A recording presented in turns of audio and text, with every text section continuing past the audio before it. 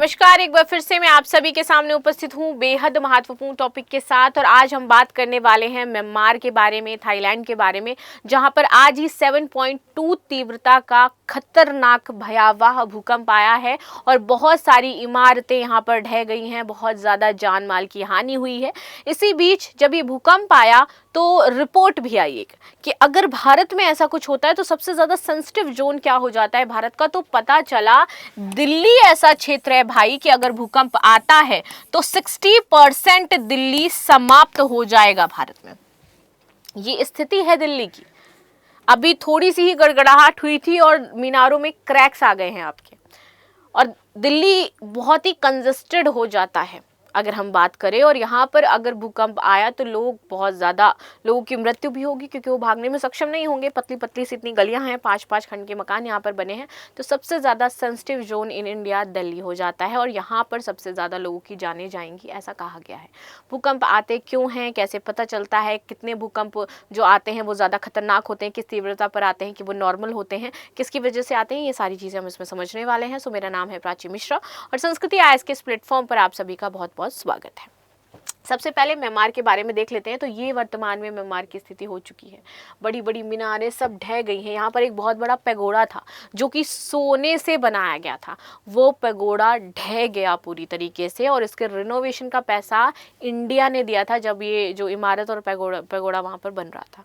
Right, आगे आ जाते हैं। न्यूज़ क्या है, तो क्या म्यांमार थाईलैंड जैसे भीषण भूकंप से दिल्ली बनेगी मलबे का ढेर। ज़्यादातर घर एक दूसरे पर ही टिके हुए, इतनी पतली पतली दीवारें और सबसे ज़्यादा महाविनाश यहीं पे देखने को मिलेगा। सो म्यांमार और थाईलैंड में 7.7 तीव्रता का है, मैंने 7.2 बोला था, इवन 7.7 तीव्रता का है और खतरनाक भूकंप है, भारी तबाही मचाई है। म्यांमार और थाईलैंड में इमारतें जमींदोज हो गई हैं। थाईलैंड की राजधानी बैंकॉक में तो एक बहुमंजिला इमारत धड़ाम से जमीन पर आकर के गिर गई। दिल्ली एनसीआर तक भूकंप के झटके महसूस किए गए हैं। सबसे खतरनाक बात यह है कि भूकंप का केंद्र जमीन के महज 10 किलोमीटर ही नीचे था और जितना केंद्र ऊपर आपका होता है उतनी ज्यादा तबाही होने की संभावना होती है। तो 10 किलोमीटर आपका कोई बहुत ज्यादा नहीं था, जिससे भारी तबाही की आशंका यहाँ पर जताई जा रही है। भूकंप क्या है, ये कैसे आते हैं, और पहले इसे समझ लेते हैं। देखो, भूकंप पृथ्वी की सतह पर क्या होता है, एक तरीके का कंपन जो है आपका उत्पन्न होता है। लेकिन कैसे होता है, ये तब होता है जब पृथ्वी के अंदर की ऊर्जा अचानक से निकलती है और ये पृथ्वी की सतह पर टेक्टोनिक प्लेटों में, जो हमारी जो पृथ्वी की सतह है वहाँ पर बहुत सारी टेक्टोनिक प्लेट्स हैं। हम देखते हैं यूरेशियन प्लेट है, अमेरिकन प्लेट है, तो इस तरीके की प्लेट्स बनी हुई हैं। और जब ये ऊर्जा होती है तो ये प्लेट्स हिलती हैं, जब ये ऊर्जा अचानक से निकलती है आपस में टकराती है, जिसकी वजह से कंपन उत्पन्न होता है और उसके बाद प्लेटें लगातार धीमी धीमी गति से चलती रहती हैं और वही हमारा भूकंप कहलाता है। ठीक है, इसकी वजह से हमारा भूकंप आता है। अच्छा, वो वाली मूवी किसी ने देखी है जिसमें वो कहता है कि पृथ्वी जो है वो आसमान में लटकी हुई है। अभी तो आप बताए थे हमको, जो पृथ्वी है शेषनाग के फन पे लटकी हुई है, पूरा पागल ही है। एक तो बता रहा था कि पता नहीं कौन अधिकारी आया था, वो बता रहा था कि जो इंसान है वो बंदरों से बने हैं। तो वाली आप लोगों ने मूवी देखी है, वो मुझे बहुत हिलेरियस सीन लगता है उस मूवी का। वहाँ पे वो बताता है देखो पृथ्वी ऐसे ऐसे है, उसको ऐसा घर में बताया जाता है तो इसलिए वो बताता है।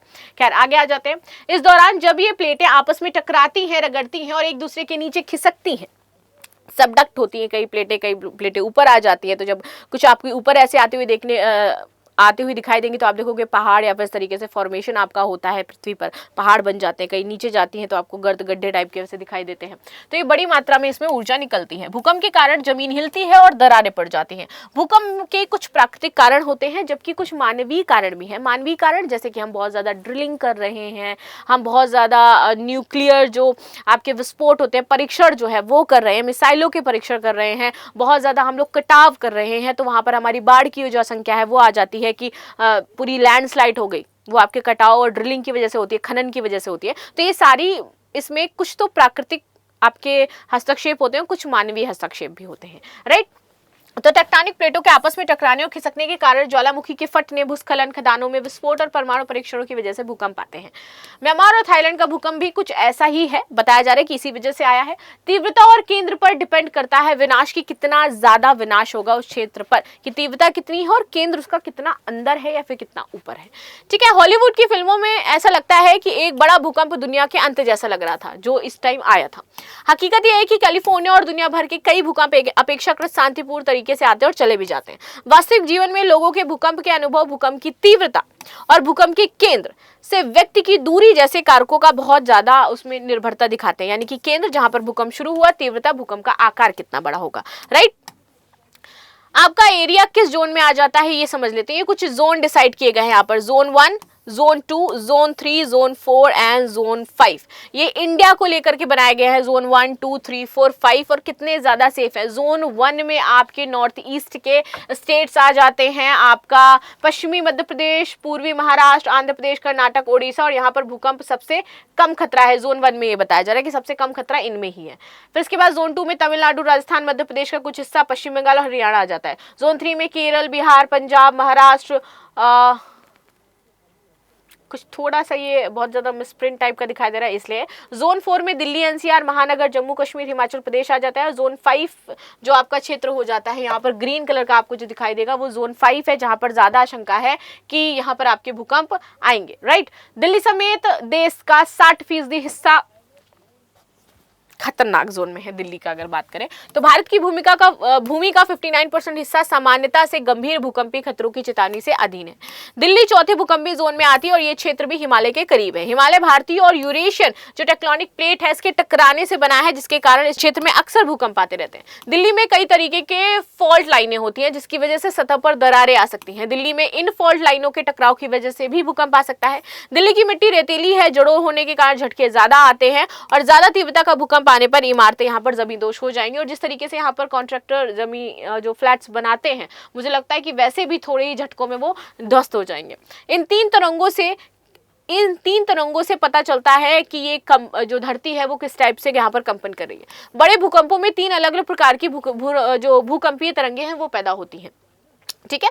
इसमें पी तरंग, एस तरंग और सतही तरंग होती है। पी तरंग की बात करें तो सबसे तेजी से यात्रा यही करती है और ये एक सनसनी पैदा करती है जो एक झटका या धमाके की तरह महसूस होता है हमें। जब दिल्ली में भूकंप आया था कुछ दिन पहले, जो हमें फील हुआ था एकदम जैसे ब्लास्ट जैसा हो रहा था। एस तरंगे ये धीमी गति से चलती है और ये आमतौर पर लुढ़कने या फिर डुलने वाली गति का महसूस कराती है। सतही तरंगे ये बड़े भूकंप के दौरान ही पैदा होती है, पृथ्वी को एक ओर से दूसरी ओर हिला सकती है और ये समुद्री लहरों को जमीन तक हिला सकती है। ये इतनी पावरफुल होती है।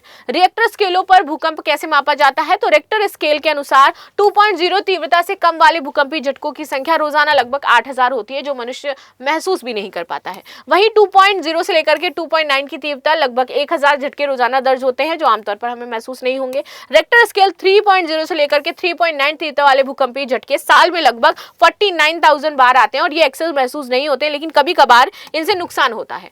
4.0 से 4.9 तीव्रता वाले भूकंप साल में लगभग 6200 बार आते हैं और इससे थरथराहट हमें महसूस होती है। जस्ट बहुत ज्यादा नुकसान वगैरह इसमें भी नहीं होता है। 5 से 5.9 का भूकंप एक छोटे क्षेत्र की स्थिति को, कमजोर मकानों को जबरदस्त नुकसान पहुंचा सकता है, जो साल में लगभग 800 बार हमें महसूस होते हैं। 6 से 6.9 तक की बात करें तो ये तीव्रता वाले जो भूकंप है 120 बार दर्ज किए जाते हैं, ठीक है, और ये 160 किलोमीटर के दायरे में काफी घातक साबित हो सकते हैं। 7 से 7.9 तक की बात करें तो ये भूकंप एक बड़े क्षेत्र में भारी तबाही मचा सकता है और लगभग 18 बार ये दर्ज किया जाता है पूरे विश्व में। 8 से 8.9 तक की बात करें तो ये तीव्रता वाला भूकंपीय झटका सैकड़ों किलोमीटर क्षेत्र का होगा और ये साल में एक आध बार ही महसूस होता है। 9.0 से 9.9 तक के पैमाने पर भूकंप हजारों किलोमीटर के क्षेत्र में तबाही मचा सकता है, जो कि 20 साल में लगभग एक ही बार हमें फील होता है, क्योंकि ये भयावह है, विनाशकारी है, ठीक है। भारत में बीते 15 साल में भूकंप के 20,000 से अधिक मौतें यहां पर देखने को मिली हैं। भारत की बढ़ती आबादी और बहुमंजिला आरामदायक अपार्टमेंट्स, बड़े कारखाने, विशालकाय मॉल, सुपरमार्केट के साथ वेयर हाउस, ईंट पत्थर की बड़ी इमारतें शामिल हैं, जो भारत को भयावह जोखिम में रखती हैं। पिछले 15 सालों के दौरान देश ने 10 बड़े भूकंपों को झेला है, जिसके कारण लगभग 2000 लोगों की यहां पर जानें गई हैं। तो ये था भूकंप का पूरा एनालिसिस भैया, जो यहां पर किया गया था न्यूज़पेपर में, तो वो मैंने आपको पढ़ा दिया है। अब मिलते हैं नेक्स्ट क्लास में, तब तक के लिए धन्यवाद। बाकी आपकी क्या राय जरूर बताइएगा। लाइक शेयर सब्सक्राइब करना बिल्कुल भी ना भूलें। And again thanks.